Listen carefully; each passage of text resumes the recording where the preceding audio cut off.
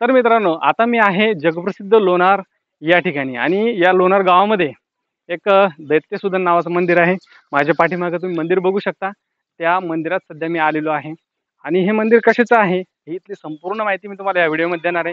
त्यासाठी व्हिडिओ तुम्ही संपूर्ण बघा आणि आपल्या चॅनलवरती जर तुम्ही नवीन असाल तर आपल्या चॅनलला सबस्क्राइब करा आणि लाईक शेअर करायला विसरू नका। चला तर मग या मंदिराविषयी आपण माहिती थोडीशी जाणून घेऊया।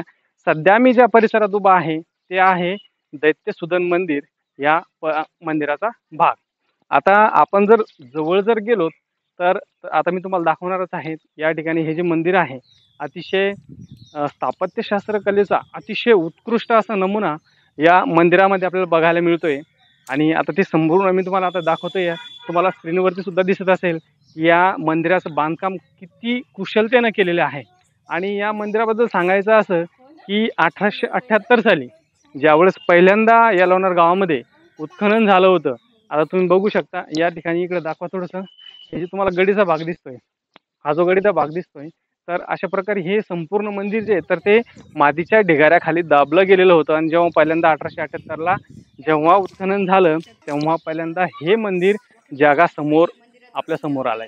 आणि या मंदिरामध्ये भगवान श्री विष्णूची मूर्ती आहे आणि खाली जो एक लवणासूर नावाचा राक्षस आहे त्या लवणासूर नावाच्या राक्षसाच्या अंगावरती पाय देऊन म्हणजे त्यांनी भगवान विष्णूंनी त्यांचा वध केला होता आणि त्यावेळेस वध केल्याच्या जे चित्र आहे तर ते या मंदिरामध्ये दाखवण्यात आलेलं आहे।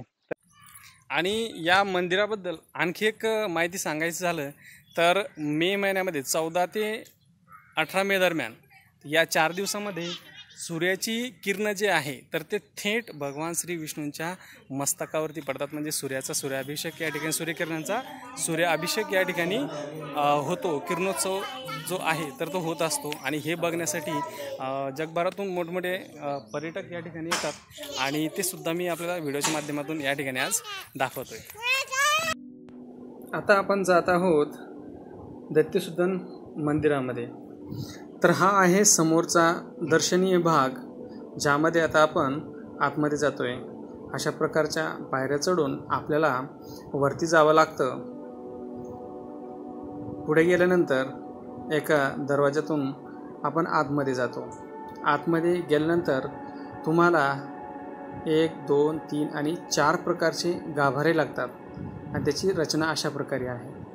आतमध्ये गेल्यानंतर अतिशय थंडगार असं वातावरण आहे। बाहेर कितीही जरी ऊन असलं तरी आतमध्ये अतिशय थंडावा मिळतो। पुढे गेल्यानंतर या मंदिरामध्ये भगवान श्री विष्णूची मूर्ती आहे आणि भगवान श्री विष्णू लवणासूर नावाच्या दैत्याच्या छातीवरती पाय देऊन उभे आहेत असं चित्र या मंदिरामध्ये दाखवलेलं आहे। आणि हा जो आपण मगाशी आपण सांगितलं त्याप्रमाणे जो किरणोत्सव होत असतो तर तो अशा प्रकारे वरून सूर्याची किरण थेट पायापासून तर डोक्यापर्यंत श्री भगवान विष्णूंच्या अंगावरती